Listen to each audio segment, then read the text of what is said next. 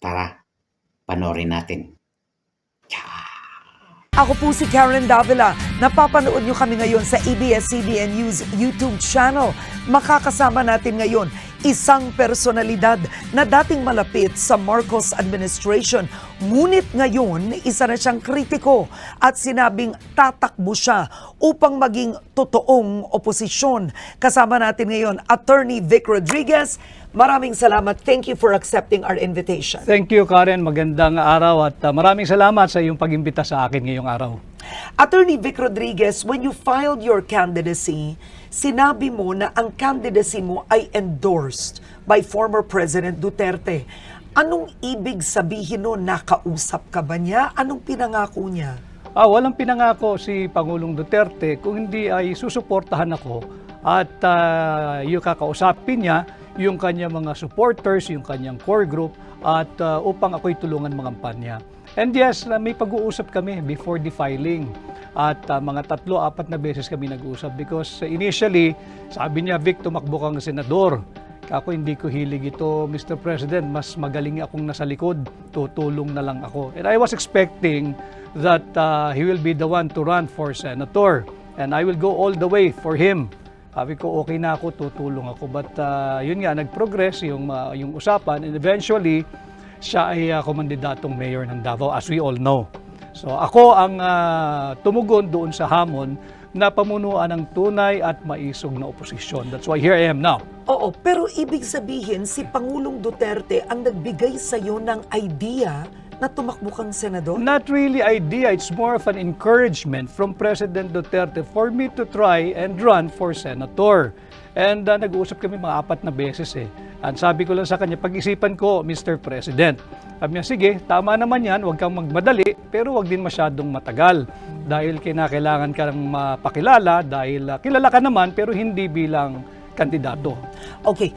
Attorney Rodriguez, sumikat ka bilang spokesperson, abogado ni Pangulong Bongbong Marcos. Buong kampanya, ikaw ang kinakausap ng lahat. May libro ka nga ang nakalagay, Kingmaker. Kabilang ka behind the scenes sa campaign. Isn't this absolute betrayal from Marcos ngayon na kay Duterte ka na? Magandang tanong yan, Karen. I have always been Duterte Marcos. And noong 2022, Marcos Duterte. At hanggang sa ngayon, magkasama kami ni Duterte. Ang nawala yung Marcos. Yan ang dapat mapaliwanag nila. Kami ni Duterte magkasama pa rin hanggang ngayon. Ano ba nangyari? Hindi ka lumabas noon, hindi ka nagpaliwanag. Bilang Executive Secretary, you were the shortest Executive Secretary in history, 79 days in office. You were forced to resign, tapos hindi ka naman naging Presidential Chief of Staff. What really happened? Bakit ka natanggal? I think the shortest na naging ESIC, former ESN Senator Ed Angara, during the time of President Erap. Kasi abbreviated yung term ni Pangulong Estrada eh. And ako ay inappoint bilang Presidential Chief of Staff after my stint as Executive Secretary. But sa tingin ko nga noon, hindi na untenable na yung sitwasyon namin sa Malacanang. Ako hindi ko na kailangan yan. Bakit sino ba kaaway mo doon? Yung mga gustong maging Pangulo pero hindi naman binoto ng tao. Yung mga astang Pangulo, wala namang mandato. Marami ron sa Malacanang. At alam naman ng taong bayan who I'm referring to at hindi lang isang tao yan. Kaya nga nagkakagulo ngayon ang ating bansa. But why didn't the President stand by you? Initially, tumatayo siya, tumitindig siya sa aking panig. Pero eventually, bumigay, wala na tayong magagawa ron. And even before I assumed the position of Executive Secretary, Karen, hindi ito alam ng taong bayan. Alam ito ni Bongbong Marcos. Ilang beses ako nagsabi, hindi ko kailangan yan, okay na ako. I don't need that. Pero sabi niya, hindi, samahan mo ko. Pinaghirapan natin dalawa ito at gusto kong patakbuhin mo yung aking tanggapan kagaya ng pagpapatakbo mo nung kampanya. So, nandoon yung tiwala. Presidente na yan eh. Hindi naman lahat napapagkatiwalaan ng presidente. So, sige, tinanggap ko yung hamon. Pero as we go along, sabi ko, hindi ko kailangan ito, Mr. President. Exit na ako. Okay ako. Okay ako. Huwag mo akong problemahin. Ayos ako. That is why, even in the commission on appointments, kinakailangan nila sumulat sa akin. Hinihingi yung documents ko At yun, nag-meeting din kami ni Bongbong Marcos doon sa kanyang private office. Sabi niya, ba't wala kang dokumento? Hindi ako upo dyan. Hindi ako magpapa sa ilalim sa CA. Ambush yan. But why did you become a critic of the president? Pwede namang nag-resign ka, tumahimik si Attorney Vic Rodriguez, sinaportahan mo on the side, bakit ngayon napaka-active critic mo? Ang sinasabi ng ilan, porket wala lang sa posisyon, eto na siya, kritiko na. Hindi ko kailangan ng posisyon, Karen. Ako nga yung lumayo sa posisyon eh. Tanungin mo ang sambayan ng Pilipino. Ilan ang kayang gumawa ng ginawa ko? I walk away from being DES. Meron akong appointment as the Presidential Chief of Staff. Meron ba talaga yun? Meron, nasa libro ko. Because sinabi nila na walang ganun. Hindi, pirmado ni Bongbong Marcos yun. Alam niya yun. Kaharap nung pinirmahan niya, inabot niya sa akin si Naida Angping na ginawa kong PMS Secretary. Si Anton Lagdameo kaharapan. At yung maraming PSG. Pirmado yun. Sa akin ang original hanggang ngayon. At ready ako ipakita yan kahit So, saang forum. why did you have to be a critic? Yun ang tanong ng ilan. Sapagkat nakakaya ka rin eh. Ikaw na rin nagsabi, ako lahat ang kinakausap ng tao. Ako yung nakaharap, mukha ko yung nandoon, salita ko yung nandoon. Tapos iba na ginagawa nung taong ikinampanya ko ng mabuti at tinangkilik naman ng tao. Hindi ito yung aming pinag-usapan. Hindi yung ganitong uri ng pamumuno ang aming napag-usapan. This is not the kind of governance and leadership that we agreed to have pag siya'y pinalad at tangkilikin gawing Pangulo. Yan ang katotohanan. Ngayon, tumatakbo kang senador pero tinatanong ng ilan, bakit namin iboboto si Attorney Vic Rodriguez gayong nung nasa gobyerno siya, nagkaroon ng ilang kontrobersya. Hindi natin kailangan isa-isakin at idetalye ngayon, but there was the sugar fiasco, issues with appointment, yung na-appoint mo sa Ports Authority, etc., etc. Ang tinasabi ng ilan, pumalpak nga siya doon ba't ngayon senador pa? Kasi kasinungalingan yun. Wala akong palpak, Karen. Yung sugar fiasco, ako ang nagpahuli ng mga asukal. At dito sa programa mo, at daming nanonood dito, kung merong makakapagpakita ng dokumento na pinirmahan ko, yung Sugar Order number 3, ay sa iyong programa, Karen, exclusive mo ito, I will withdraw my candidacy for senator. At yung appointments for sale, hanggang ngayon, hindi ako sumailalim at isinilalim sa kahit anong investigation.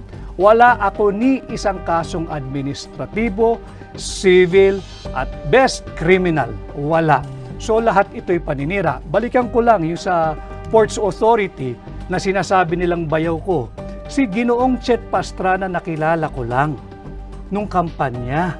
At kay pinagkatiwalaan namin tagadala ng pera para sa mga watchers. At hindi ko bayaw yan. At baka magduda ang asawa ko na meron pa akong ibang pinakasalan pag nagpatuloy yung chismis na bayaw ko si Chet. Yun ang aming biruan ni Chet. Ay hindi ko kaano-ano si Chet.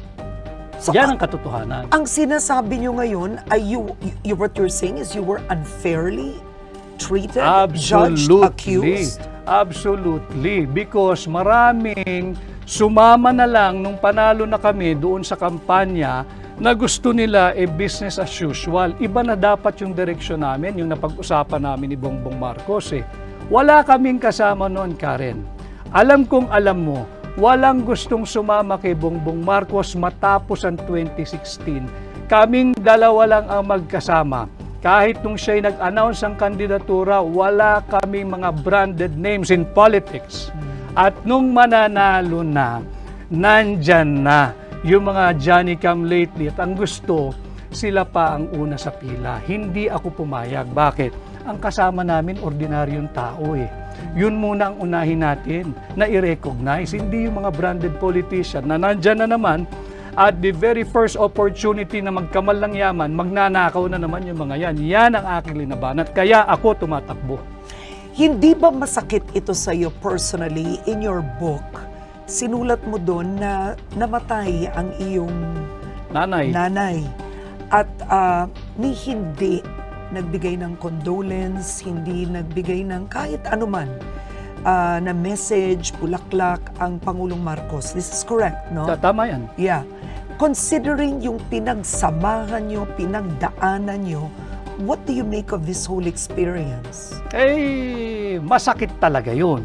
Dahil tinuring mong kaibigan eh. Inakay mo, magkasama kayo doon sa isang bahagi ng buhay niyang napakadilim. At hanggang sa dahan-dahan ay nakikita namin na pasikat ng araw, kami magkasama.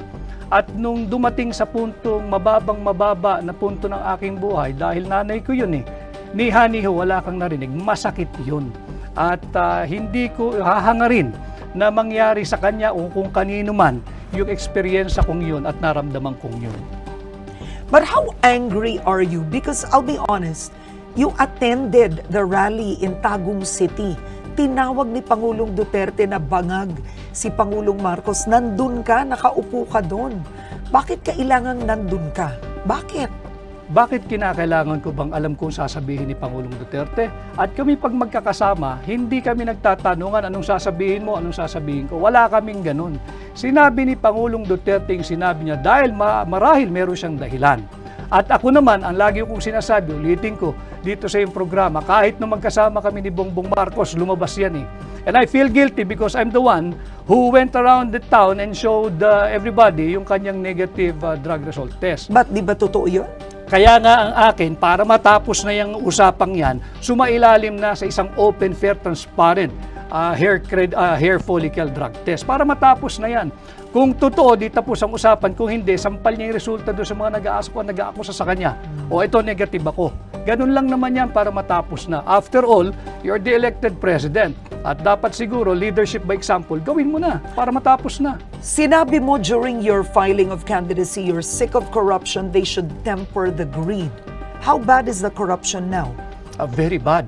What makes you say that? Look at what happened sa Bicol. 200 inosenteng Pilipino patay dahil ninakaw yung flood control funds. Hindi katanggap-tanggap yun. Hindi katanggap-tanggap yun, Karen. Dapat yun nakapagpasko, kagaya nating dalawa, kagaya ng maraming Pilipino kasama pamilya, patay O paano gagawin natin doon? Sorry? Hindi sila nag-sorry. Patay yun dahil ninakaw. Yung flood control funds. Nasaan yung 5,500 flood control programs? Yan ang dapat natin pinag-uusapan. Yan ang dapat iniimbestigahan, hindi yung kung ano-ano. Pagkukulang ba ito ng Pangulo? O siyempre, siya Pangulo eh. Siya Pangulo eh. At sa kanyang termino, magdadalawang taon pa lamang, ay 500 billion pesos na ang sinabing nagasta sa flood control programs. Nasaan? Nasaan? Yung sa Bicol na nalubog, bilyong-bilyong piso yun. Bakit nalubog? Okay, ngayon, hindi lang yun ang isyong pag-uusapan natin. Marami pang may init na usapin ng ating bansa at nais naming malaman ang pananaw nyo at paninindigan. May 10 tanong dito sa harapan nyo, pumili kayo ng 5, tapos ibibigay nyo sa akin, susubukan natin sa loob ng 6 na minuto, sasagutin nyo to. Okay, I have to choose the 5 now. You know, choose one and give it to me. Okay. One first. Okay, alright. Ano ang masasabi mo sa paggamit ng confidential funds ni Vice President Sara Duterte? Hindi lamang dapat yung kay Vice President Sara Duterte imbestigahan. Lahat ng gumagamit ng confidential funds, kung may iimbestigahan, lahat. Pero hindi pwedeng isa ang lang. tanong is about Sara Duterte. Yung paggastos niya ng confidential funds, sinabi niya hindi siya magpapaliwanag sa Kongreso. Tama ba yon? Tama, sapagkat binibigyan siya ng COA until January or February of this year to comply with documentation. Yung notice of disallowance, Karen, ito yung malaking kasinungalingan. Ang notice of disallowance ay hindi kasong kriminal. Hindi yun finding of guilt. Yun ay para remedyohan mo yung mga kulang na dokumentong pinapasumiti sa'yo. At binibigyan pa siya ng January or February of this year. Therefore, the investigation conducted by the House of Representatives, if at all, premature. Huwag mong pangunahan ng COA. Constitutional duty ng COA yan. Article 9, Paragraph D, Section 3. So, Attorney, naniniwala kang walang maling paggamit si Vice President Sara Duterte sa confidential funds? Hindi pa dapat husgahan dahil meron pa siyang period to comply.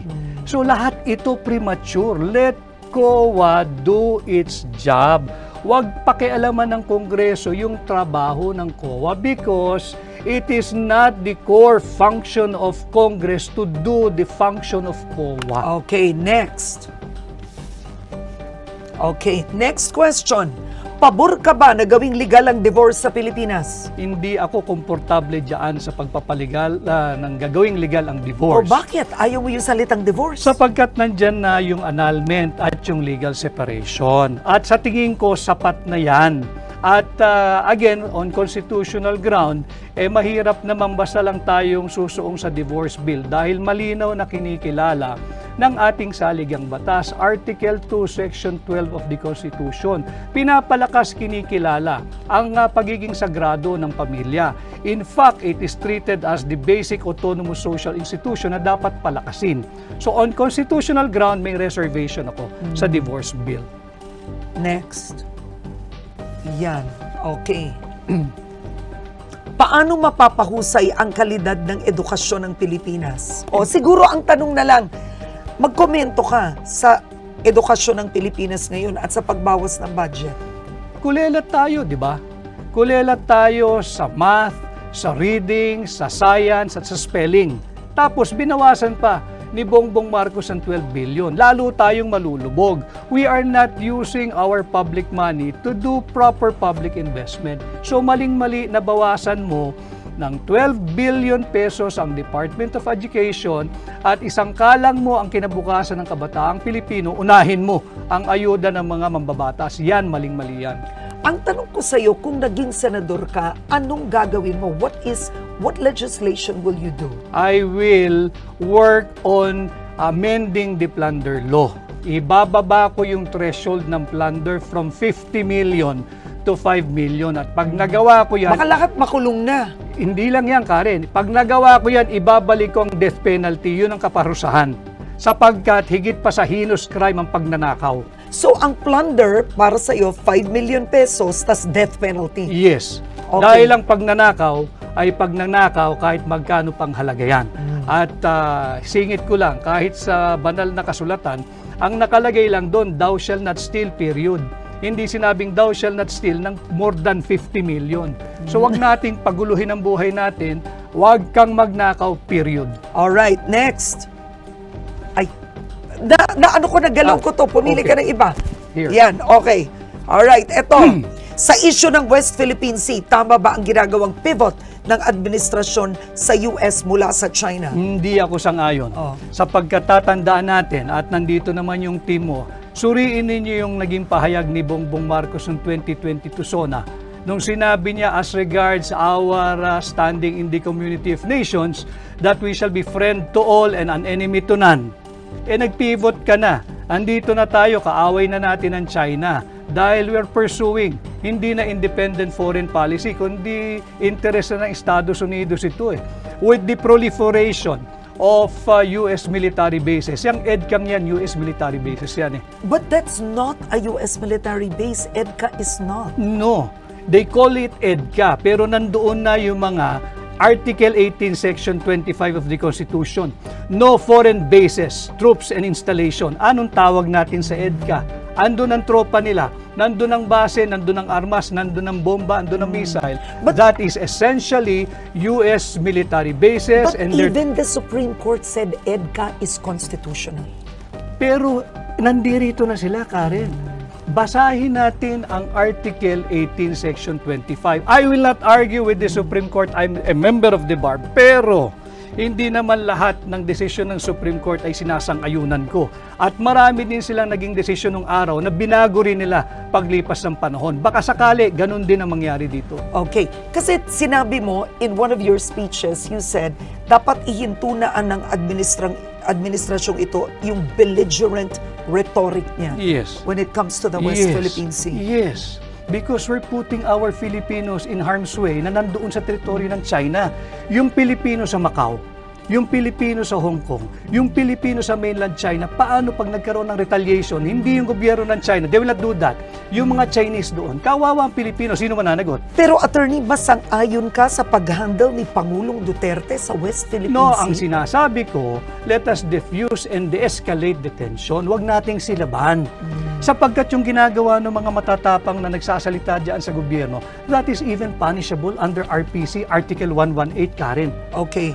Alright. Bawal yan. Ang dami ko pa kasi gusto itanong sa inyo Ayoko matapos itong 20 minutes. Kaya pa ba isa muna? Oh, here. Kaya pa ba isa? Very quickly lang. Eto, mabilis dapat. Solusyon sa mataas na presyo ng bilihin. Kampanya ni BBM, nandun ka, sabi nyo, ibababa nyo bigas, 20 pesos Wala kada na ako kilo. dun eh. Wala na ako dun. Kasalanan niya yan. Sapagkat yung budget, sinimulan natin sa budget, talagang inflationary yung budget. Hindi ito developmental budget na dapat sinusulong ng lahat ng Pangulo. Dapat, para malabanan natin yung pagtaas ng presyo, magsimula sa gobyerno. Belt tightening, austerity program, and fiscal discipline. Dapat wag tayong gumastos ng higit sa kinikita ng gobyerno. Parang budgeting mo lang yan sa bahay, Karen. You do not spend more than what you earn. Okay, dapat ba ma-impeach si Vice President Sara Duterte? Pakita muna nila yung ebidensya at hayaan natin yung mga senator judges mag-appreciate ng ebidensya kung sakasakaling tumuloy yan. Okay, last words, bakit dapat iboto si Attorney Vic Rodriguez? Sapagkat ako'y lalaban sa korupsyon. At alam ko kung paano labanan ito, aamyendahan ko yung plunder law at pag naamyendahan ko yan, ibabalik ko ang death penalty. Sapagkat pagod na ang sambayan ng Pilipino sa korupsyon at nakita natin kung saan patungo ang ating bansa. Kawawa naman tayo. At yan ang Harapan 2025 kasama si Attorney Vic Rodriguez. Maraming salamat po sa Thank inyo. you, Karen. At magandang araw kapamilya, bumoto ng tama, suriin ang bawat kandidato.